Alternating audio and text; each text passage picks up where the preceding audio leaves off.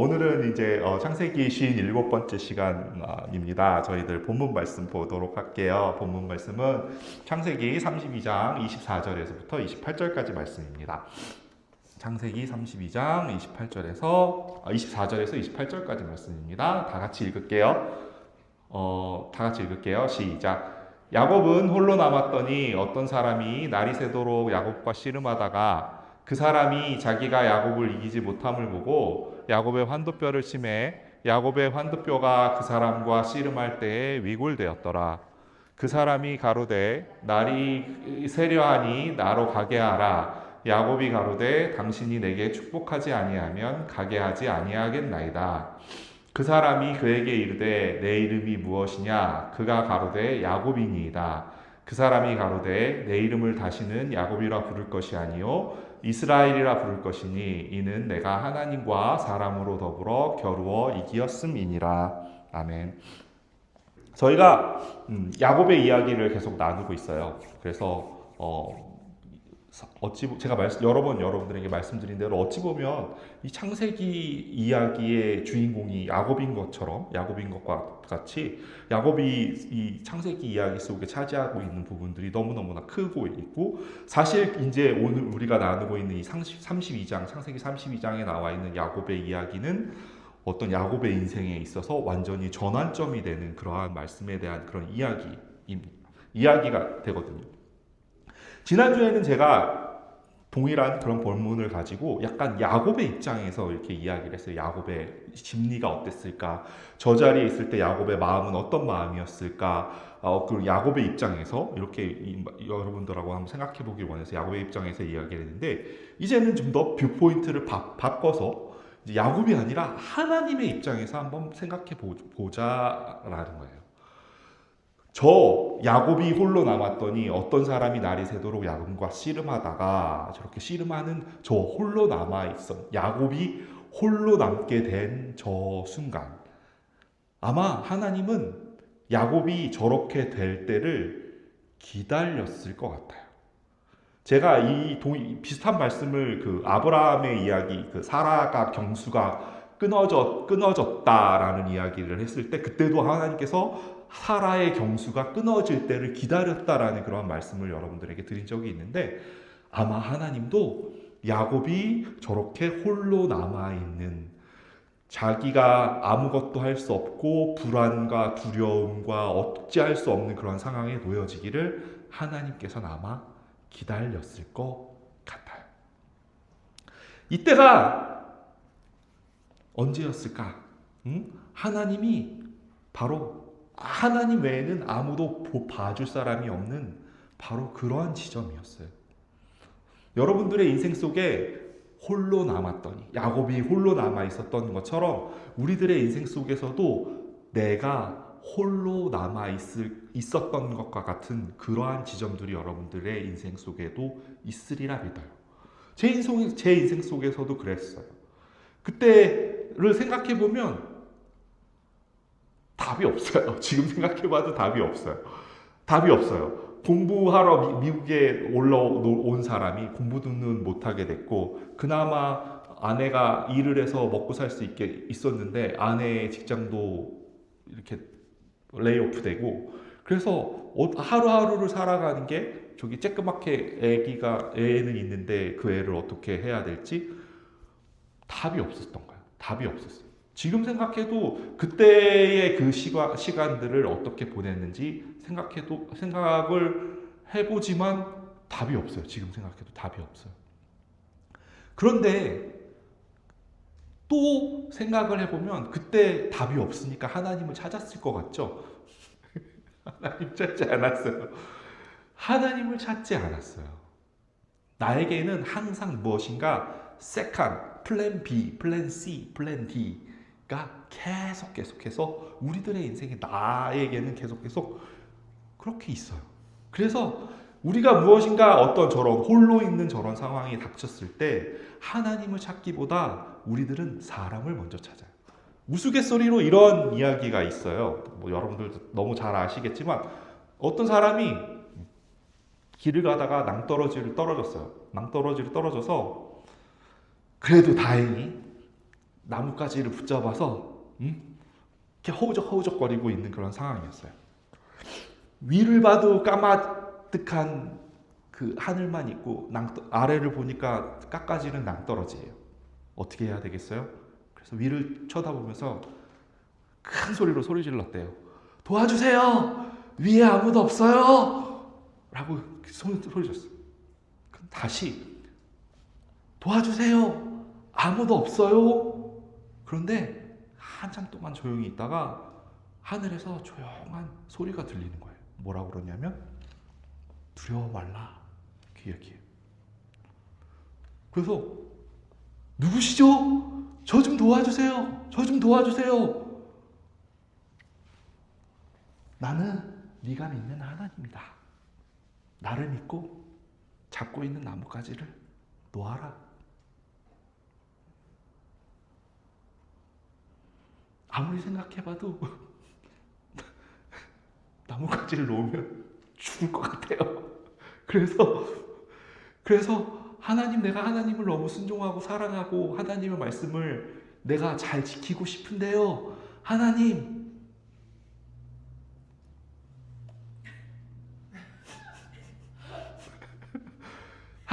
거기 하나님 말고 사람은 없어요. 굉장히 우스갯소리인 것 같지만, 굉장한 우스갯소리인 것 같지만, 우리들의 인생에서 끊임없이 하나님을 찾는다고 이야기를 하고, 하나님의 음성을 듣기를 원한다고 이야기를 하고, 하나님의 음성을 따라 살아간다라고 이야기를 하지만, 정작 필요할 때, 정작 하나님의 음성이 들렸을 때조차도 우리는 하나님의 음성보다 사람을 더 많이 찾는 그러한 존재들이라는 사실이에요.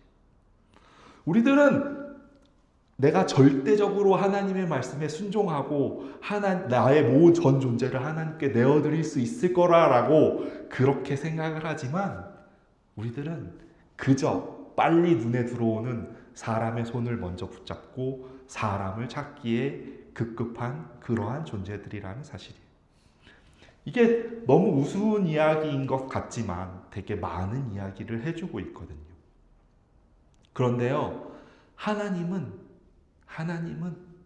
그럼에도 불구하고 전지전능한 하나님이 우리가 하나님이 아니라 다른 것들, 사람을 찾고 많은 다른 것들에 눈을 두고 다른 계획들을 가지고 있다라는 사실에 대해서 하나님이 모르실까요? 하나님은 아시죠. 아시는 그러함에도 불구하고 하나님께서는 끝까지 기다리고 계신다라는 사실이에요. 아마 우리가 우리 자녀들이 있으니까 저희들 자녀들을 보면 이제 하나님이 자녀들을 저희들에게 허락하신 이유가 약간 그 하나님의 마음을 간접적으로 좀 100%는 아니지만 간접적으로 체험할 수 있게 해주시는 게 이제 자녀들을 통해서라고 생각을 하는데, 자녀들이 뭐 어떤 때 보면 되게 예쁘고 뭐 이렇게 좋고 그러다가 또 어떤 때 보면 또 섭섭할 때도 있잖아요. 갑자기 나한테 화를 낸다든지, 갑자기 내가 아니라 다른 사람들에게 뭐 친절하게 굴고 나한테만 화내고, 요새 그렇죠? 다른 사람들한테 다 친절해요. 다른 사람들한테 다 예의 바르고 다 친절하고 다 잘하는데 유독 나한테만 불친절하고 나한테만 화를 내고 있고 나한테만 그러고 있을 때 보면 되게 섭섭하잖아요. 그렇죠? 우리가 하나님한테 우리가 가지고 있는 어떤 그 방향도 비슷하지 않나 생각해봐요. 하나님도 진짜 사람이 하나님의 자리에 있었다고 하면 되게 섭섭했을 것 같아요. 섭섭하고 서운하고 뭐야 얘 왜 이러는 거야 이렇게 그런 마음이 드는데, 하나님은 그럼에도 불구하고 그 자리에 계셔주시고 계신다는 거예요. 기다려주고 계신다는 거예요. 나보다 나를 더 잘 아시니까 우리가 정말 내가 더 이상 손 뻗을 데가 없어서 더 이상 내가 가지고 있는 모든 플랜 B, C, D, E, F, G, H, I, J, K 모든 내가 가지고 있는 모든 플랜들이 다 좌절되어져 있는 그 순간에 아무도 손잡아주지 않고 아무도 손을 뻗어서 내가 무엇인가 할 수 없는 그 지점까지도 하나님께서 기다려주고 계신다라는 거예요. 그리고 우리가 드디어 지푸라기라도 잡는 심정으로 손을 뻗어서 하나님을 잡았는데 하나님 그 지푸라기가 하나님이었다라는 거예요. 우리들의 인생을 보면 내가 하나님을 first choice로 하나님 내가 당신이 나의 first choice입니다 라고 얘기를 하지만 first choice로 한 적은 한 번도 없거든요. 저의 인생에서도 그랬어요. 더 이상 잡을 것도 없고 더 이상 할 수 없는 것도 없고 더 이상 갈 수 없는 길이고 내가 생각한 모든 길이 다 막혀져 있는 그 순간, 그래서 어쩔 수 없이 선택한 그 상황, 그 자리에 하나님은 거기에 계셨다라는 거예요. 하나님은 우리가 그 자리에까지 오시기를 기다렸다라는 사실이에요. 하나님은 그런 분이에요. 우리가 지난주에 그 야곱의 씨름에 대해서 그렇게 말씀을 드렸잖아요. 그래서 밤새도록 씨름을 했어요. 밤새도록 씨름하고 밤새도록 힘을 다해서 쓰러지지 않기 위해서 힘을 다해 나의 온 힘을 다해서 버텼는데 우리가 결과를 알고 있는 것처럼 그 어떤 사람이 하나님이었고 그 하나님은 이 사람에게 야곱에게 복을 주기 위해서 오셨다라는 거예요. 우리가 결과는 알아요.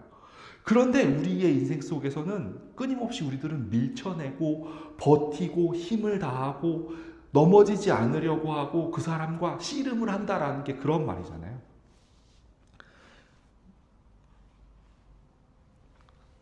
한번 읽어보시겠어요? 우리가 그런 처지에 놓이면 그렇게 이야기해요. 하나님은 잔인하다고 이야기해요. 우리를 바닥까지 떨어뜨리고 그리고 나서 그 바닥까지 떨어진 그 지점에서 하나님이 탁 나타나서 우리에게 희망과 구원이 되어주시겠다. 그렇게 삼류사부리의 짓을 하고 있지 않느냐.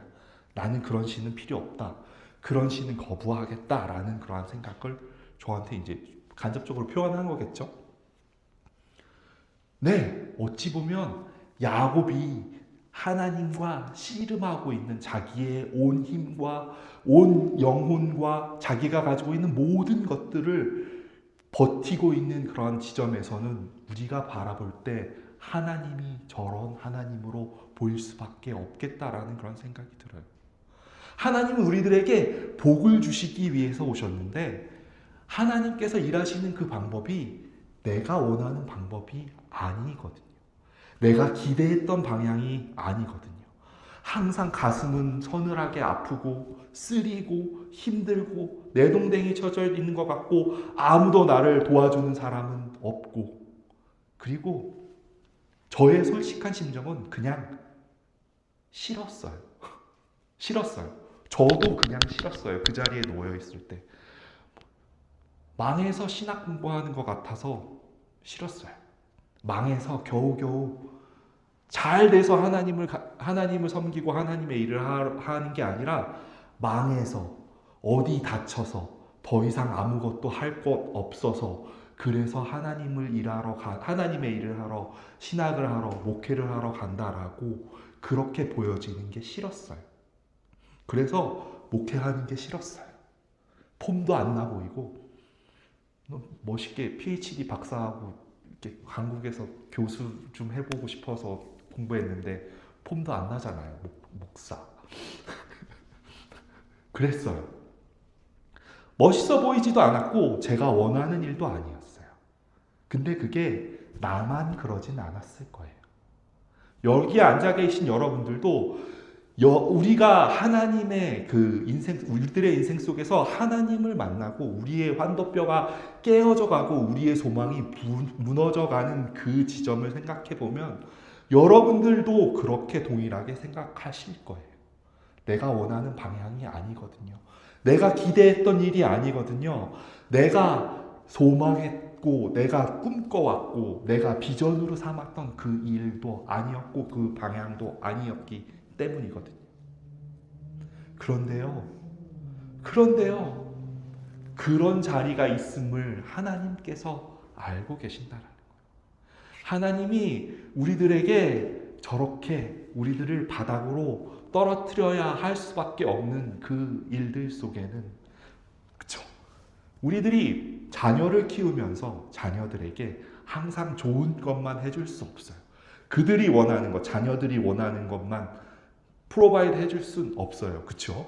왜 그러냐 하면 우리가 자녀들이 뭔가 해야 되는 스테이지에 맞춰서, 나이에 맞춰서, 때에 맞춰서 걔네들이 해야 할 수 있는 것들이 있고, 그렇게 해야만 걔네들이 살아갈 수 있으니까 우리들이 경우에 따라서 훈계도 하고 훈육도 하고 혼을 내기도 하고 이건 안 되라고 얘기를 하고 그렇게 하잖아요.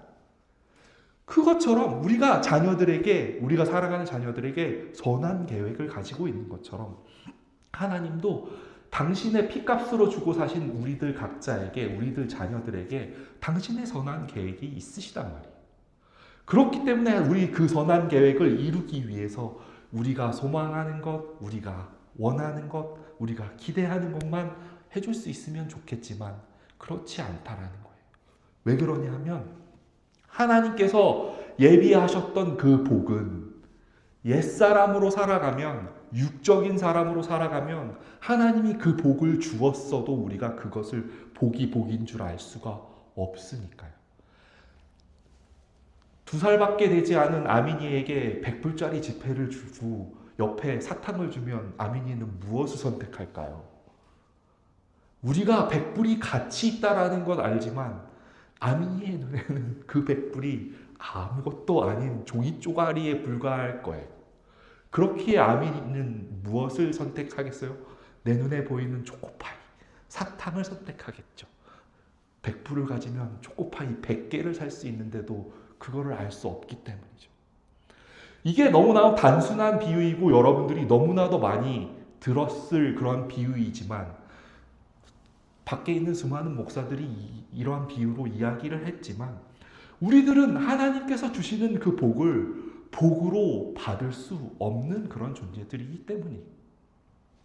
우리가 옛사람으로 살아가고 육적인 사람으로 살아가고 그렇게 살아간다면 아무리 하나님께서 이 세상에 가장 큰 복을 우리들에게 주어도 그게 참된 복인지 우리들은 알지 못하기 때문이에요. 우리가 이제 새로운 정체성으로 거듭 태어나야 하기 때문이에요. 이제 새로운 이름을 가져야 하기 때문이에요. 그래서 하나님께서는 그런 선한 계획을 가지고 계시기 때문에 그때까지 기다리고 계신 거예요. 야곱이 홀로 남았을 때, 우리가 홀로 남았을 때, 우리가 아무것도 할 수 없을 때 그때까지 기다려 주시는 거예요. 무엇이냐면 우리들에게 그 복을 주시기 위해서. 그 복을 받기 위해선, 그 복을 복이라고 느끼기 위해선 죽었다 일어나야 하기 때문에, 죽었다가 하나님의 손길로 다시 일어나는 일이 있어야 하기 때문이에요. 그렇기 때문에 이 일들이 죽음과 부활의 차원의 일이라고 말씀드리는 거예요. 죽었다가 살아나지 않고는, 옛사람이 죽고 하나님의 그 새 사람으로, 새 영으로 그렇게 다시 일어나지 않고는 그 복을 복이라고 알 수 없기 때문이라.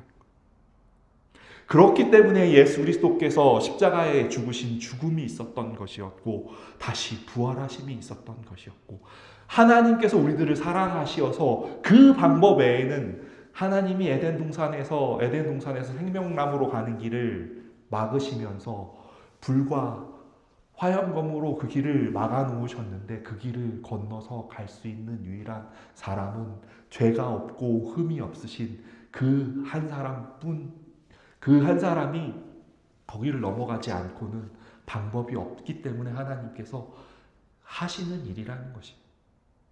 그래서 그 과정은 그렇게 아프고 힘들고 외롭고 어찌 보면 서늘하고 절망에 빠져 있고, 마치 하나님이 삼류 소설에 나와 있는 사람들처럼 그렇게 싸구려 짓을 하는 것처럼 보이는 그러한 자리에 우리들을 내어 놓고 놓고 있는다라는 사실이. 어찌 보면 우리의 인생은 우리는 세상과 싸우고 나와 싸우고 있는 것 같지만 우리들에게 그렇게 일하시고 있는 하나님과 싸우고 있는 것일지도 모른다라는 이야기. 하나님은 우리들에게 이렇게 해주고 싶어서 이런 일들을 벌이시는데 우리들은 거기로 가고 싶지 않은 거죠. 왜냐? 싫으니까요. 내가 원하는 게 아니니까요. 내가 바라는 게 아니었으니까요. 그것이 바로 야곱의 씨름이라는 것이에요. 그것이 야곱의 씨름이고 우리들 인생 속에서 어찌 보면 우리들의 인생 속에서 우리들의 인생의 전체 50년 아니 짧으면 100년 50년에서 100년 남짓한 삶을 살지만 우리들의 인생의 전 인생이 어찌 보면 그렇게 야곱의 씨름처럼 환도뼈가 깨지는 그 일처럼 그 일들을 경험하는 것이라 그런 생각이 드는 거예요. 지난주에 제가 여러분들에게 환도뼈가 뭔지 알려드렸어요. 지난주에 누가 저 사진을 올려놓고 우리 이공계 목사님 이렇게 해갖고 인스타에 올렸는데 그죠? 설교 시간에 뼈다귀 사진 올려놓고 설교하는 사람이 드물긴 하죠. 지난주에 환도뼈 얘기를 하고 나서 많은 분들이 아마 생각해 보셨을 거예요. 나의 환도뼈는 무엇일까?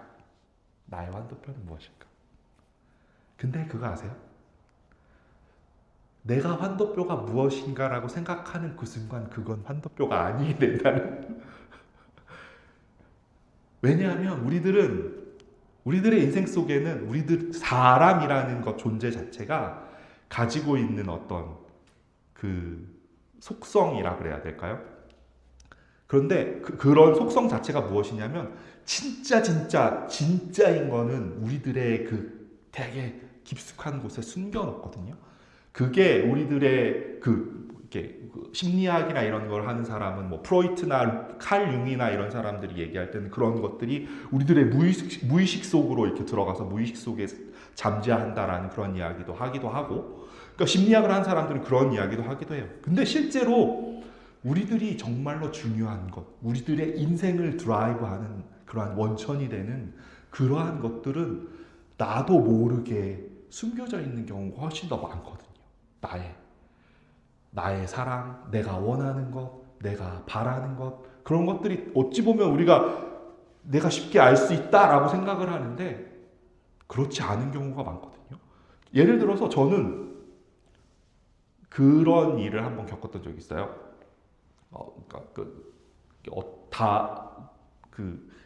이야기를 하는 대화를 하는 속에 있어서 나는 이렇게 A라는 의도를 가지고 이야기를 했는데 상대방은 이제 다른 의도로 이해를 하게 되었고, 그래서 이제 그분이 저한테 이야기하시기를 뭐냐면, 전도사가 그렇게 하면 안 되지, 하나님의 사역자가 그런 식으로 이야기하면 안 되지라는 이런 식의 어떤 이야기를 저한테 딱 들렸는데 얘기를 하셨는데, 이제 그 말 자체가 나는 이런 의도로 이야기를 했는데 그분은 다른 의도로 이야기를 해버렸고 그렇게 이해를 해버렸으니까 내가 되게 억울한 그런 처지에 놓이게 된 거예요. 그러다 보니까 되게 억울하더라고요. 되게 힘들더라고요. 그래서 며칠 동안 잠을 못 자고 전도사님한테 제가 이제 최전사님 살아계실 때였는데 제가 막 최전사님한테 가서 막 일렀어요. 전도사님, 제가 이 사람이랑 이렇게 이야기를 해도 이렇게 이야기를 했는데 이 사람이 그렇게 얘기를 하고 그러는데 전도사님이 아무렇지도 않은 그러니까 이 초탈한 이렇게 달관한 자의 표정으로, 야, 나는 그거 매일 당해 막 이러면서 이제 너는 억울한 일을 한 번도 당해본 적이 없어서 그게 억울하지, 그건 억울한 일도 아니야, 이렇게 이야기를 하시는 거예요. 사실 환도뼈라고 하는 것은 우리들의 인생에서 우리들의 삶을 이끌어가는 그러한 근원이거든요. 그래서 어찌 보면 우리들의 인생을 설명하는 거예요. 나의 인생 속에서 이것 때문에 내가 지금까지 살아올 수 있었어. 이것이 아니었으면 내가 여태까지 나의 인생을, 나의 가족을, 나의 식구들을, 나의 자녀들을 나 스스로조차도 여기까지 올 수 없었어 라고 생각하는 그런 힘의 근원 같은 거거든요. 그게 어떤 사람은 재물일 수도 있어요. 어떤 사람은 자존심일 수도 있어요. 어떤 사람은 명성일 수도 있고 어떤 사람은 그게 좋은 신앙의 모습일 수도 있어요. 어떤 사람은 착함, 나는 착한 사람이다, 선한 사람이다, 좋은 사람이다 라고 그렇게 일컬어지는 그러한 레퓨테이션일 수도 있고요. 그 다음에 어떤 사람은 나는 도덕적으로 지위가 높은 사람이다 라고 이렇게 될 수도 있고요. 어떤 사람은 명예일 수도 있어요. 어떤 사람은 그래서 명예가 중요한 사람은 돈은 다 사기 맞아서 잊어버려도 나의 명예가 실추되는 것은 참을 수 없는, 무슨 말씀인지 이해되죠? 어떤 사람은 나의 자존심이 꺾어지면 안 되니까 나의 돈을 다 잃고 내가 사기를 맞아서 다 모든 걸 잊어버려도 나의 자존심 하나만큼은 절대로 꺾어지면 안 되는 그러한 사람도 있고요. 제가 이런 얘기를 드리는 이유는 우리가 아무리 내 환도뼈가 무엇일까? 도대체 나의 인생에 나를 드라이브한 것은 무엇일까? 생각을 해보려 해도 아마 찾아지지 않을 거예요. 우리들 각자에겐 각자만의 환도뼈가 있어요. 우리가 소중하다고 여기는 그것, 우리가 그것 때문에 인생을 살아왔다고 여기는 그것, 그것이 없었으면 나의 인생이, 나의 삶이 해석되어지지 않는 바로 그것. 우리의 의식 속에든 무의식 속에든 꽁꽁꽁꽁 감추어 놓았기 때문에 그런 것들은 절대로 찾아질 수 없는 것. 정직함의 탈, 인격의 탈, 나의 성공의 탈, 착함의 탈, 재물의 탈, 너무나도 많은 우리들의 그 방법이 있거든요. 그래서 그것을 성경에선 진이라고 얘기하거든요. 그쵸? 진, 얽히설키 설켜져 있는 그 진과 같은 것들, 그런 나도 모르는 바로 그 환도뼈. 여러분들 환도뼈 찾는 거 포기하세요. 찾을 수 없어요. 그런데요, 하나님께서 그 환도뼈를 알고 계신다는 거예요. 그리고 하나님께서 그 환도뼈를 만지시겠다라는 이야기예요. 하나님께서 그 환도뼈를 하룻밤에 깨뜨리는 게 아니라 아마 우리들의 인생의 전반에 걸쳐서 우리들의 인생의 그 순간순간 그 많은 시간들을 거쳐서 하나님께서 그 일을 하실 것이라는 이야기. 26절 말씀 제가 볼게요. 26절 보면 그 사람이 가로되 날이 세려하니 나로 가게 하라. 야곱이 가로되 당신이 내게 축복하지 아니하면 가게 하지 아니하겠나이다 라고 이렇게 이야기해요. 환도뼈가 위골되었어요. 환도뼈를 쳐서 환도뼈가 위골되었는데 이제는 그 사람, 그 어떤 사람, 우리가 아는 하나님이 이제 날이 세려하니까 나로 가게 하라 라고 얘기했더니 이제 야곱이 가로되 당신이 내게 축복하지 아니하면 가게 하지 아니하겠다라고 이렇게 이야기를 하는 일이 벌어져요. 자, 야곱이 자기의 환도뼈가 자기의 힘이 있을 때는 힘을 버텨서 씨름하고 있었는데 환도뼈가 깨졌어요. 우리의 인생을 드라이브하고 나의 인생을 해석하는 그 환도뼈가 깨졌어요. 나는 그것 때문에 나의 인생을 살아왔는데 나의 인생을 설명할 수 있는 그 아이덴티티가 되는 정체성이 되는 그것이 와르르 무너졌어요. 그게 나의 선함으로 살아온 사람은 나는 선한 사람이지, 나는 항상 베푸는 사람이지, 그렇게 살아온 사람은 자기의 돈을 잃고 명예를 잃지언정 내가 선한 사람이 되는 게 중요한 사람인 거잖아요. 그런데 그런 사람이 그 선한 사람이라는 그 아이덴티티가 무너진 그런 상황인 거예요. 그런데요, 그런 아이덴티티가 무너지면 어떻게 돼요? 이제 나의 인생을 설명할 수 있는 방법이 없어요. 나의 인생이 어떻게 설명돼요? 그동안은 나는 그걸로 설명됐는데 그게 무너졌는데 아무것도 이제 더 이상 나의 인생을 설명할 수 있는 방법이 없어요. 그것 때문에 내가 삶을 살아왔는데 내가 이제 나의 삶을 살아갈 수 있는 방법이 없어요. 힘의 원천이요. 그게 아무리 설명을 하려고 찾아보려고 해도 없어요. 환도뼈가 깨졌어요. 이제는 힘이 없어요. 이제는 나의 인생을 설명할 수 있는 길이 없어요. 삶의 의미가 없어요. 이제 내가 무엇으로 이 삶을 살아가야 할까? 내가 이제 무엇으로 이 삶을 다시 해석해야 할까? 힘이 없어요. 그 자리를 우리는 무엇이라고 불러요? 어둠이라 불러요. 그 자리를 우리는 이제 무엇이라 불러요? 죽음이라 불러요. 그 자리에서 이제 우리가 유일하게 잡을 수 있는 게 무엇이에요? 그 사람이에요. 이제 가지 마세요. 지푸라기처럼 붙잡는 그 하나님이 바로 그 자리예요. 나를 축복하지 않으면 가게 하지 않겠습니다. 가게 하지 않겠습니다. 이제는 더 이상 힘이 없는 그 힘 없는 손으로 나의 약함으로 아무것도 할 수 없으므로 붙잡는 바로 그 자리. 아무것도 방도가 없고 극도로 쇠약해진 그 자리. 그 사람의 약함이 바로 하나님을 붙주는 그 힘이 되는 것이에요.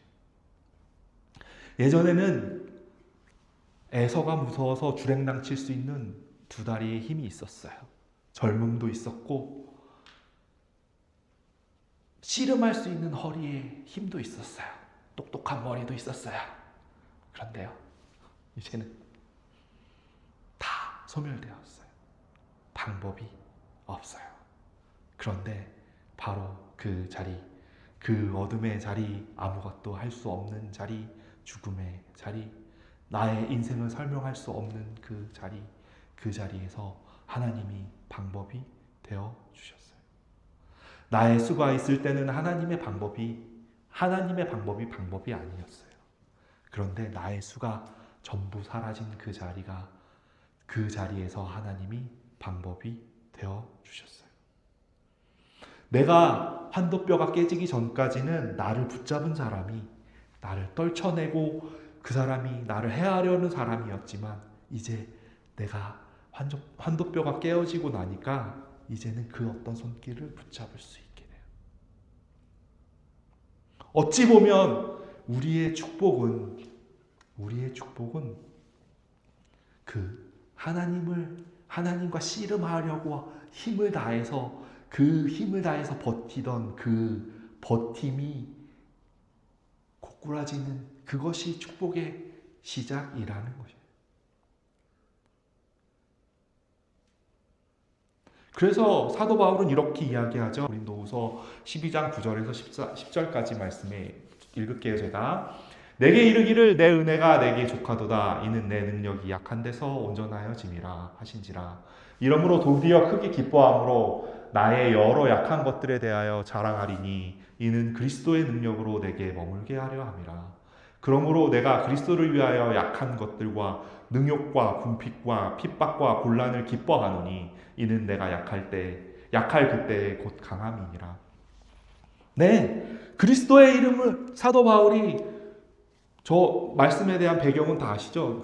몸에 가시가 있어서 이거 좀 치워주세요 했더니 이제 내 은혜가 족하다라고 하나님께서 주신 말씀이잖아요.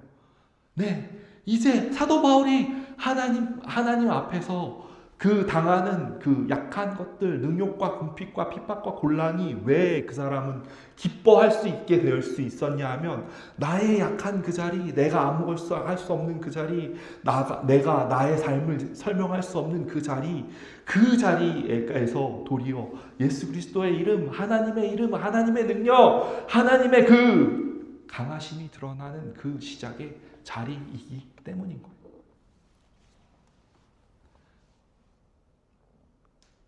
그제서야 하나님이 물으세요. 하나님이 뭐라고 물으세요? 27절 말씀에 다 같이 읽어볼까요? 시작. 그 사람이 그에게 이르되 내 이름이 무엇이냐? 그가 가로되 야곱이니이다. 하나님이 물으세요. 하나님이 물으세요. 뭐라고 물으세요? 내 이름이 무엇이냐? 내 이름이 무엇이냐?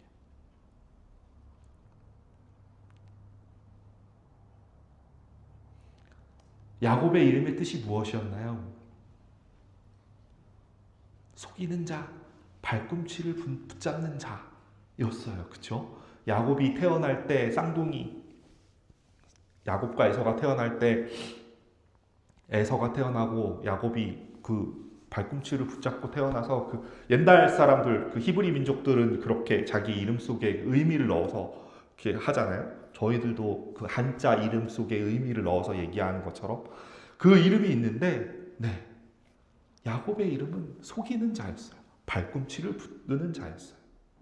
그래서 지금까지 야곱은 그 자기 이름처럼 살았어요.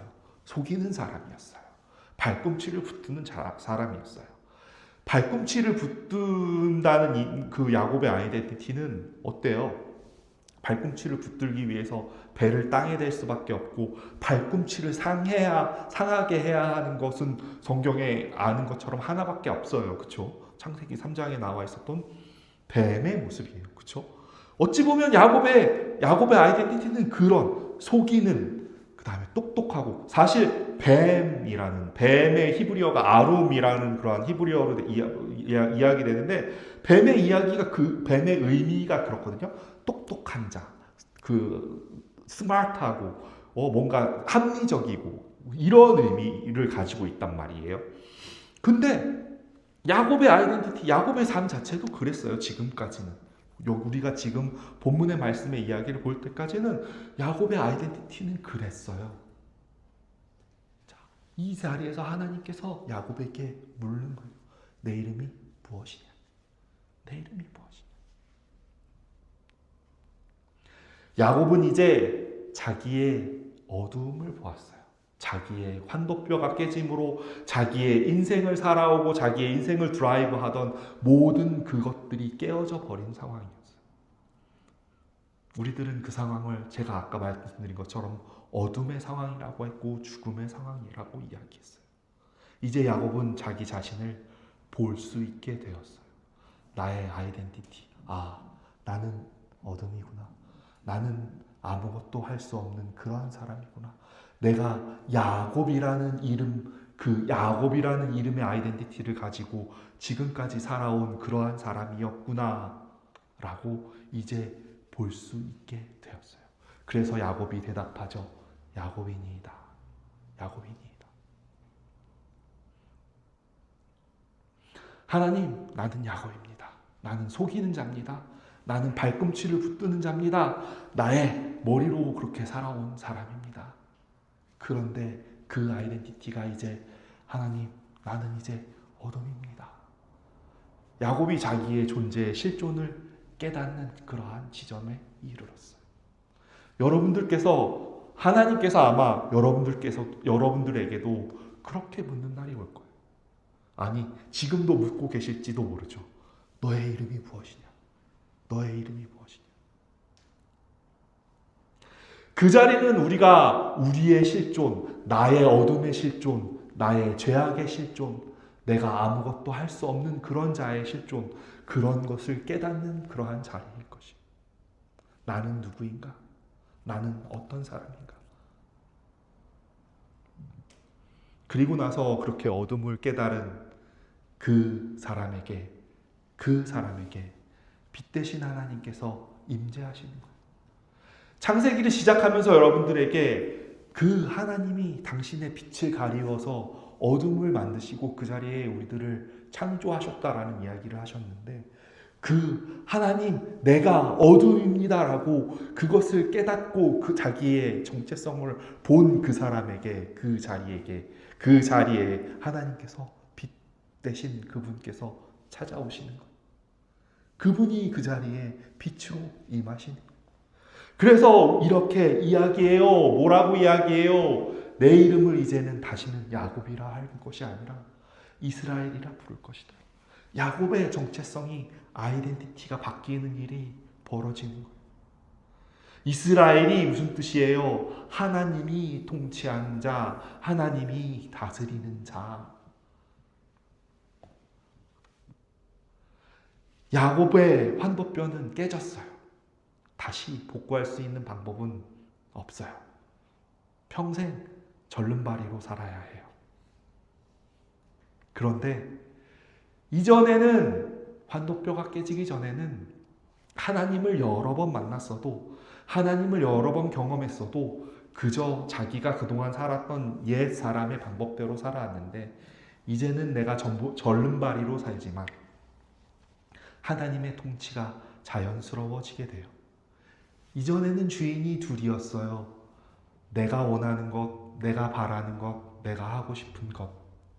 그런데 이제는 주인이 하나예요. 왜냐? 하나님이 통치하시기 때문입니다.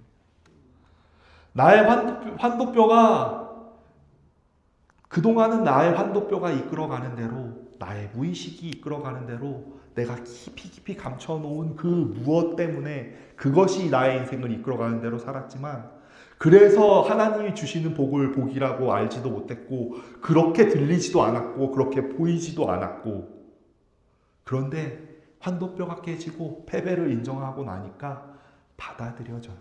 하나님의 통치하심이 받아들여지고, 하나님의 일하심이 받아들여지고, 하나님께서 주시는 복이 무엇인지 받아들여지는 일이 벌어진 거예요.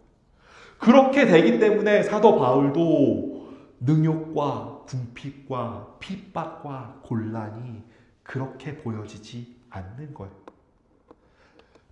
그래서 기독교를 역설의 종교라고 이야기해요.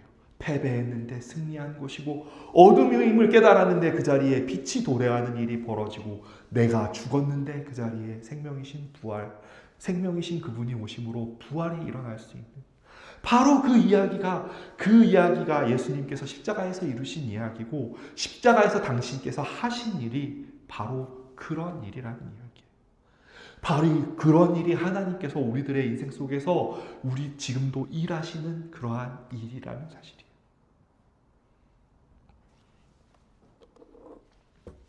환도뼈 무엇인지 알 필요 없어요. 환도뼈 하나가 아닐지도 몰라요. 여러 개일 수도 있어요. 여러 번 깨져야 될지도 몰라요. 그런데 하나님은 하실 거예요. 만지실 거예요. 일하실 거예요. 우리들의 은혜로, 하나님이 가지고 계신 은혜로 그렇게 일하실 거예요. 그래서 궁극적으로 야곱을 그렇게 이스라엘로 만들어 가실 거예요.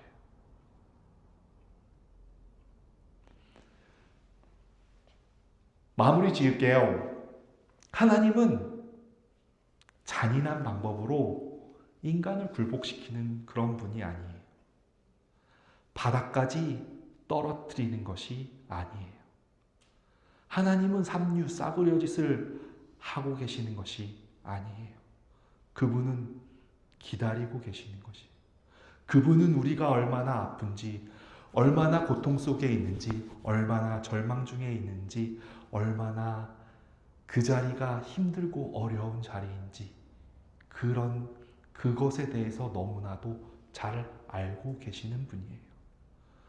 그런데도 그 일을 하셔야 해요.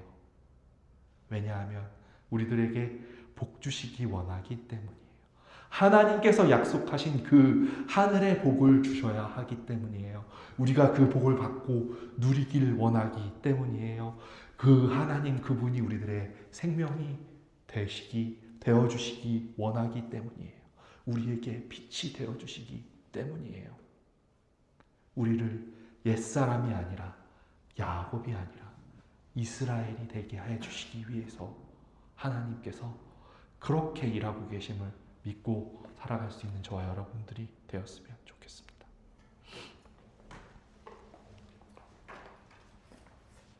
기도하시겠습니다. 하나님, 우리의 인생에서 우리가 홀로 되었을 때, 아무것도 할 수 없을 때, 아무도 나를 도와주고 있지 않은 것처럼 느껴질 때, 내가 버려진 것 같을 때, 내가 너무너무 외로울 때, 내가 너무 두려울 때, 하나님이 하나님처럼 보이지 않을 때, 그때까지 하나님께서 우리들을 기다려주고 계심을 우리가 믿게 하여 주옵소서. 우리들은 끊임없이 하나님의 음성을 듣고 하나님의 일하심을 보고 하나님이 우리와 함께 하심을 알고도 하나님을 거부하고 하나님과 힘써 나의 힘을 다해 씨름하고 있는 그러한 어리석은 자들임을 하나님 앞에 고백합니다. 하나님, 우리가 그런 상황에서도 일하고 기다리고 계시는 그런 하나님을 보게 하여 주옵소서. 하나님, 우리가 우리들의 인생 속에, 우리들의 삶 속에 나의 인생을 이끌어가는 여러 환도뼈들이 있음을 하나님 압니다. 그것이 무엇인지, 그게 어떤 모습과 어떤 방법과 어떠한 형태로 우리들의 삶 속에 숨겨져 있는지 우리는 알 수 없사오나, 하나님, 그 환도뼈를 만져주옵소서. 은혜를 베푸시어 그 환도뼈를 만져주시고, 그 환도뼈가 만져질 때 우리들은 괴롭고 고통스럽고 아프고 원하지 않는 처지에 놓여 힘들 테지만 그 자리에서 하나님을 향한 믿음을 잃지 않게 하시고 하나님의 소망을 두게 하시고 하나님과 함께 그렇게 걸어갈 수 있는 그러한 우리들이 되게 하여 주옵소서. 하나님, 우리의 소망과 우리의 모든 것이 무너져 갈 때, 그럼에도 하나님은 우리의 소망이 되어주시는 그러한 분이심을 그렇게 믿고 따라갈 수 있는 우리들 되게 하여 주옵소서. 이 모든 말씀 예수님 이름으로 기도합니다. 아멘.